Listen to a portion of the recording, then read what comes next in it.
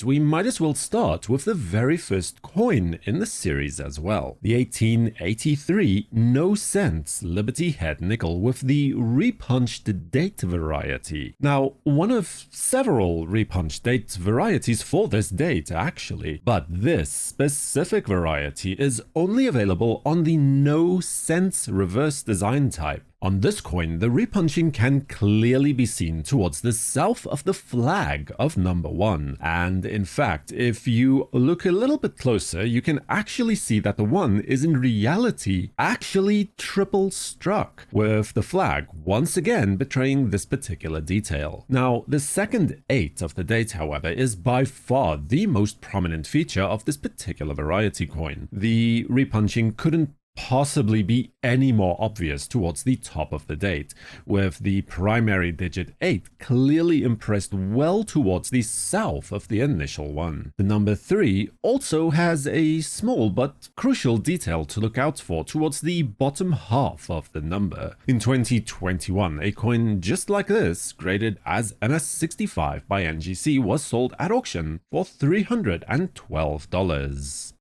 Now, shifting our attention from there towards the 1900 issue of the coin, we discover a very attractive example of a double die reverse coin, a variety that remains one of the more popular coins in the series, the reason for which I'm sure will become quickly apparent, as the doubling here is strong, consistent, and clearly evident across the entire design. Nowhere more so than on the V though, where almost every element is doubled towards the west, including very nice doubling on both serifs. On the right flank of the reef, most elements are doubled to at least some degree. The top wheat stalks are doubled strongly towards the west. The cotton is doubled almost due west, and the leaves surrounding the corn husks are doubled towards the south. Now, the same is true for the bow as well, and then further strong doubling can also be detected on the letters of cents. There is yet more doubling on this coin, but by now I'm sure you get the general idea. In 2018, a PCGS graded AU58 example of this particular variety coin was sold at auction for $1,320.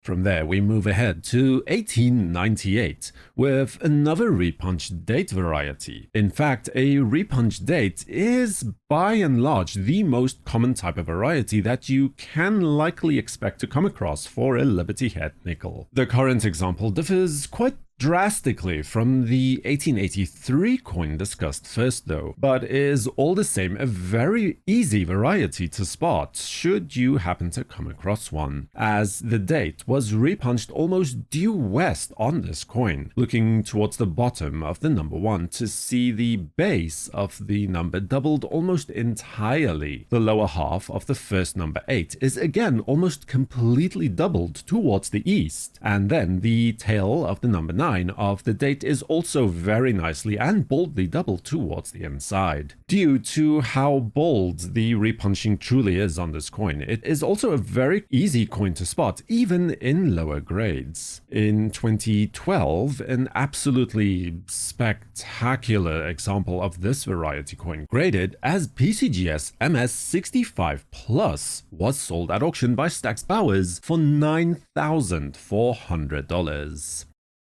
Most of the known varieties for this series fall under the category of repunched date varieties, so it should come as little surprise the coin is of just such a description. Or is it? You see, the 1899 repunched date variety is at the center of some debate, with one group believing that it is in fact an overdate, and near everyone else subscribing to the much more plausible repunched date explanation.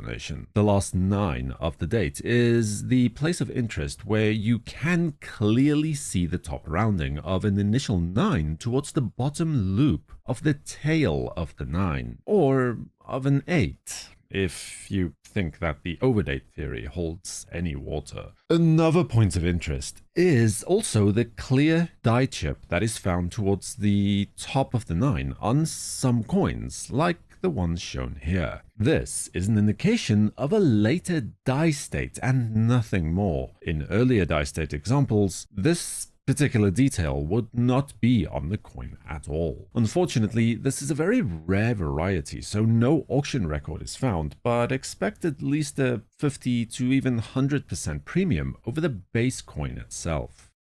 And now for a rarely found double die variety for the series. The coin in question is an 1887 double die reverse variety. Here there is some moderate to strong doubling, best seen on the letters of United States of America, as well as the motto of E pluribus unum. This can be seen throughout, but on the letters of, the spread is significant enough for it to become, frankly, a bit unmissable. The same is concurrently also true then of the letters of unum, where complete separation is achieved in places. An example of this coin was sold in 2019, graded as PCGS AU58, where the coin sold at auction for $312. And then let's take a look at yet another repunch date variety, but this time it is a very attractive example of an 1898 issue instead. One of two similar varieties known for the same date, in fact, although the two do differ from each other in quite a variety of manners, actually. Look for evidence of the secondary digits, specifically the lower halves of the numbers, towards the east. This can be seen on the base of the number 1. The entire lower half of the 8 shows this effect very nicely. That includes towards the left of the number as well as on the inside of the lower cavity. And then the tail of the number 9 is doubled very strongly towards the east as well. A strong auction record was set for this particular coin in 2012 when a high-grade MS66 Plus example from PCGS was sold at auction for $9,400.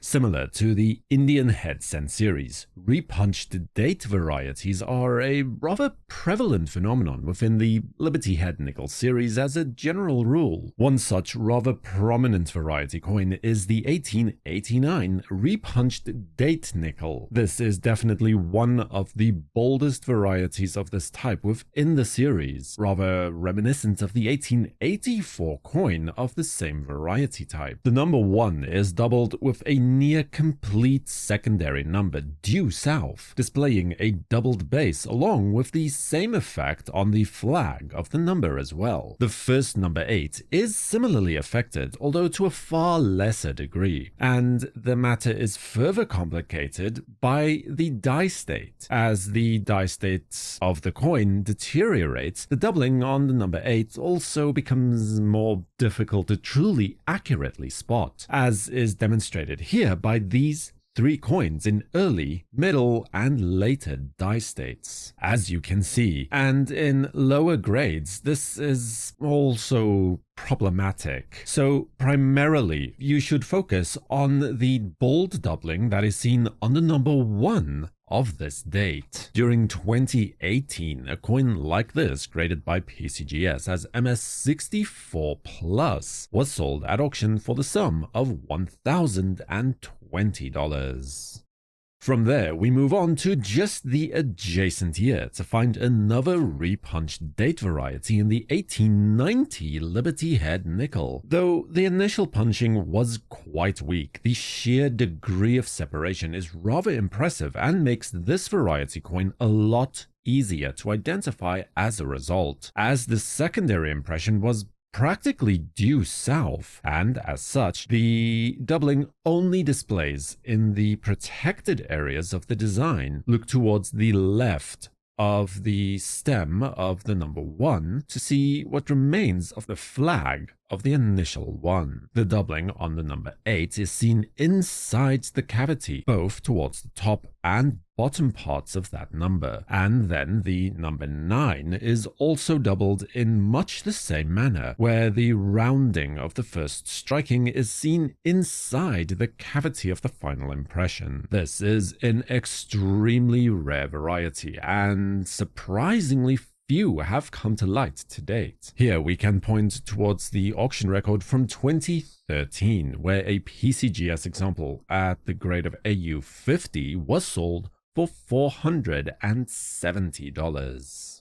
To continue our look then at repunched date varieties, we now go ahead to 1879 for a coin where the initial date striking can still be seen clearly on all of the numbers of the date. In this case, the remnants of the first impression displays as doubling of sorts towards the east of the affected areas. Almost every major element is doubled on this date. This is especially true towards the top of the numbers, where the entire stem of the number 1 is affected as such. The top half of the 8 on the outside right and inside of the top cavity, as well as the inside of the bottom cavity of that same number. The 9 is affected primarily towards the southeast, as indicated here, as well as a smaller portion that displays, well, some doubling effects towards the top right. And then finally, the number 7 is affected towards the south of the entire flag of the number. As far back as 2009, a PCGS graded coin with a grade of MS64 was sold at auction during that year's Central State Show for $373.75.